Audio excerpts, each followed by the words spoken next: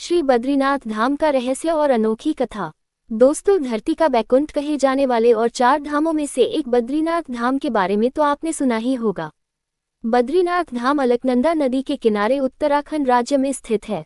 इस धाम के बारे में कहा जाता है कि जो जाए बद्री वो न आए उद्री, अर्थात जो व्यक्ति बद्रीनाथ धाम के दर्शन कर लेता है उसे दोबारा माता के गर्भ में नहीं आना पड़ता।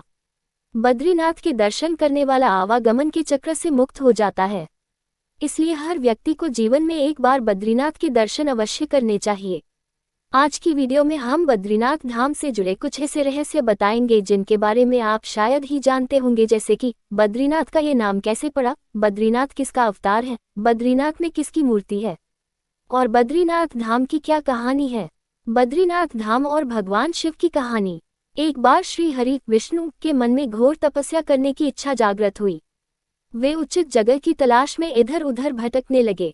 खोजते खोजते उन्हें एक जगह तप के लिए सबसे अच्छी लगी, जो केदार भूमि के समीप नीलकंठ पर्वत पर थी। ये जगह उन्हें शांत, अनुकूल और अति प्रिय लगी।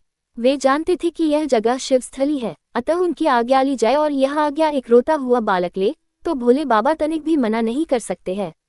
अतः भगवान विष्णु ने बालक के रूप में इस धरा पर अवतार लिया और रोने लगे। उनकी ये दशा माता पार्वती से देखी नहीं गई और वे शिवजी के साथ उस बालक के समक्ष उपस्थित होकर उनके रोने का कारण पूछने लगे।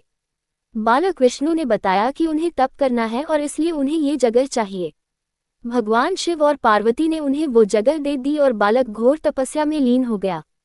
कैसे पड़ा बद्रीनाथ नाम। तपस्या करते करते सालों बीतने लगे और भारी हिमपात होने से बालक विष्णु बर्फ से पूरी तरह ढक चुके थे, पर उन्हें इस बात का कुछ भी पता नहीं था।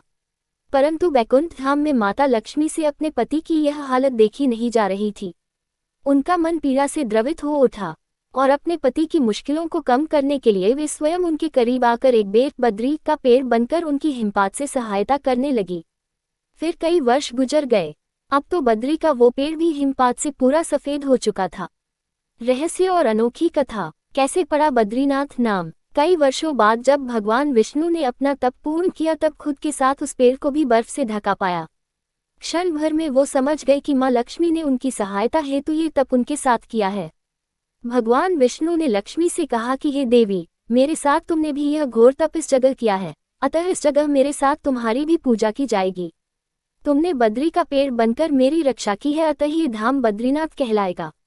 बद्रीनाथ में किसकी मूर्ति है। इस मंदिर में भगवान विष्णु की मूर्ति शालग्राम शिला से बनी हुई है, जिसकी 4 भुजाएं हैं। कहते हैं कि देवताओं ने इसे नारदकुंड से निकालकर स्थापित किया था। यहाँ अखंड ज्योति दीपक जलता रहता है और नर नारायण की भी पूजा होती है। साथ ही गंगा की 12 धाराओं में से एक धार अलकनंदा के दर्शन का भी फल मिलता है। लाइक और सब्सक्राइब करना ना भूले।